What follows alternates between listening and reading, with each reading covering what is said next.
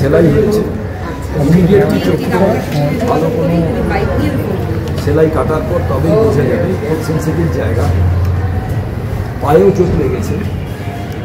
এবার বাড়ির লোকেদের এখনো পর্যন্ত এক্স-রে রিপোর্ট কি সেটা দেওয়া হয়, অন্যান্য কোনো রিপোর্ট দেওয়া হচ্ছে। এবার সিটি স্ক্যানে কি আছে সেটাও দেওয়া হচ্ছে। এটা তো বাড়ির লোককে তো দেওয়া হচ্ছে, বাবা জানতে চাইবেন না, বাবা জানতে পারবেন না, বাবা তো থার্ড ওপিনিয়ন কিছু নিতে পারেন, তার তো ছেলে। বাকি ছাত্র কি রাজনীতি করে, কি সমস্যা হয়েছিল ওটা তো পরের প্রশ্ন।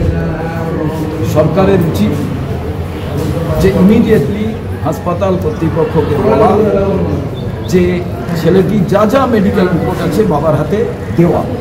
তার কারণ বাবা জানতে পারলে তবেই তো তিনি ব্যবস্থা গ্রহণ করবেন। একটি দৈনিক পত্রিকায় বেরোলো যে কোনো ফ্র্যাকচার হয়, অথচ বাবা জানতে পারছেন না। সে ছেলেটির তো জ্ঞান আছে, তিনিও জানতে পারছেন না যে তার পায়ে কোনো ফ্র্যাকচার আছে কিনা, হেয়ার ক্যাক আছে কিনা, বড় ফ্র্যাকচার আছে কিনা, কি অবস্থা, ডান দিকে জায়গা নেই, দেখ সব ঠেলে দিয়েছে। এইগুলো বাড়ির লোক কেউ জানে না, আর সে তো মাঝে মাঝে তার সেইভাবে রেস্ট নিচ্ছেন, তিনি জমায় ভুগছেন। কোনো সিদ্ধান্ত নেওয়ার ক্ষমতা তো তার এখন থাকবে না।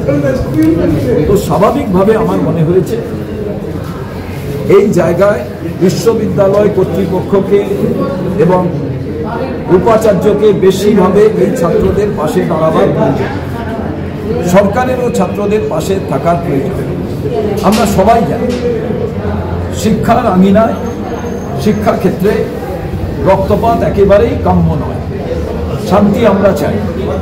কিন্তু কোনো কারণে যদি এইরকম কোনো অবস্থার সৃষ্টি হয়, সেক্ষেত্রে সরকারকে এগিয়ে আসতে হবে, রাজ্যপাল এখানে আচার্য তাকে এগিয়ে আসতে হবে এবং উপাচার্যকে এগিয়ে আসতে হবে। তার কারণ এই অবস্থা তো কন্টিনিউ চলতে পারে না। যাদবপুর বিশ্ববিদ্যালয়ে নিয়ে অনেক অভিযোগ থাকতেই পারে। কি করছেন উপাচার্য? তিনি তো সবাইকে দেখে এই সিদ্ধান্ত গ্রহণ করতে পারেন যে এখানে এই যাদবপুর বিশ্ববিদ্যালয় ভারতবর্ষের এক স্বনামধন্য প্রতিষ্ঠান শিক্ষায়। এখান থেকে যে উৎকর্ষতা, তার মধ্যে ভারতবর্ষের মুখ উজ্জ্বল করা ছাত্রছাত্রীরা তারা এখানে শিক্ষা লাভ করে। তার পরিবেশ যদি প্রত্যেক দিন কলুষিত হয়, তাহলে ভালো ভালো ছাত্রছাত্রীরা এখানে পড়তে পাঠাবার আগে তাদের বাবা মাদের ভাবতে হবে যে ভদ্রলোকের ছেলে আজকে এই হাসপাতালে ভর্তি আছে, তার যদি অন্য কোনো ছেলে থাকে তিনি কি যাদবপুরে পড়তে পাঠাবেন? ছাত্ররা তো দাবি করবে, ছাত্ররা তো অন্যায়ের প্রতিবাদ করবে। শিক্ষামন্ত্রী, উপাচার্য তাদের তো খুব ধৈর্য সহকারে এই বিষয়টি তাদের আলোচনার মধ্যে দিয়ে সমস্যার সমাধান করতে হবে। প্রত্যেকের শেখা উচিত যে ভারতবর্ষের মাটিতে এই উদাহরণ আছে। সেই উদাহরণটি হলো ইন্দিরা গান্ধীর সামনে। আপনারা খুব বড় নেতা হিসাবে যাকে জানেন, সীতারাম ইয়েচুরি, তিনি ছাত্র ছিলেন জওহরলাল নেহরু বিশ্ববিদ্যালয়ে। ইন্দিরা গান্ধীর পদত্যাগ চেয়েছিলেন। ইন্দিরা গান্ধী বলেছিলেন, কেন আমাকে পদত্যাগ করতে বলেছ? পদত্যাগপত্র আমার সামনে পড়ো। আমি পোস্ট করেছি সেই ছবি,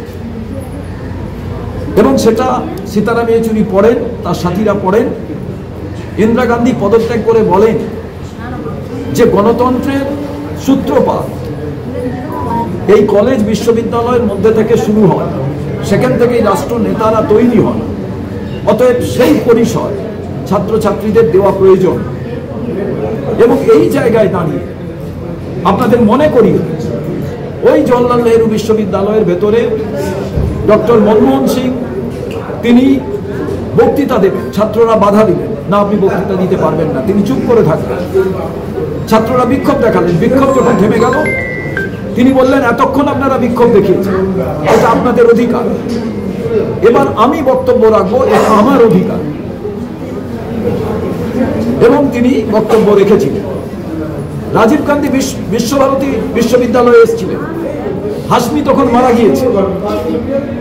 রাজীব গান্ধী যখন ক্যাম্পাসে ঢুকলেন তখন সেই সময়কার ওখানকার ইউনিয়নের ছাত্র নেতারা বিক্ষোভ দেখালেন যে শিল্পী মারা গেছে, গণতান্ত্রিক পরিবেশ নেই, আপনি গণতন্ত্র মানছেন না, আপনি একনায়কতন্ত্র চালাচ্ছেন, আপনার কাছে কোনো কথা বলা যায় না, আপনি খুনি প্রধানমন্ত্রী, আপনি সঠিক নন, আপনি গণতন্ত্র মানেন না, গণতন্ত্র মানেন না, আমি এটা বলিনি, গণতন্ত্র মানেন না।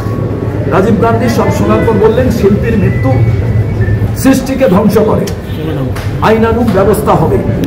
কিন্তু আপনাদের ছাত্রছাত্রী আর যে বলতো তাদের আমি বলবো, ভারতবর্ষের প্রধানমন্ত্রীর সামনে দাঁড়িয়ে আপনারা বলছেন যে ভারতবর্ষের প্রধানমন্ত্রী গণতন্ত্র মানে না। সত্যিই যদি ভারতবর্ষের প্রধানমন্ত্রী গণতন্ত্র না মানতেন, যদি স্বৈরতান্ত্রিক মনোভাব থাকতো, তাহলে ভারতবর্ষের প্রধানমন্ত্রীর সামনে দাঁড়িয়ে আপনারা কি এই প্রশ্নগুলো ভারতবর্ষের প্রধানমন্ত্রীকে করতে পারতেন? পারতেন না। রাজীব গান্ধীকে এবার সবাই মিলে, ওই হল একেবারে চুপ করে গেল, সবাই মিলে এবার তাকে গাড়িতে, তার সম্পর্কে জয়ধ্বনি দিয়ে গাড়িতে তুলে দিলেন। আমি বার্তবাবুর কাছে আবেদন করব, আপনি বাংলা কৃষ্টি সংস্কৃতির জায়গা, বাংলার শিক্ষার ক্ষেত্র, এই বাংলা ভারতবর্ষের বহু মানুষ তৈরি করেছেন, মনীষী তৈরি করেছেন। আর যাদবপুর বিশ্ববিদ্যালয় এক ঐতিহাসিক বিশ্ববিদ্যালয়, সারা বিশ্বের কাছে এখানকার উৎকর্ষতা প্রমাণ দেয় যে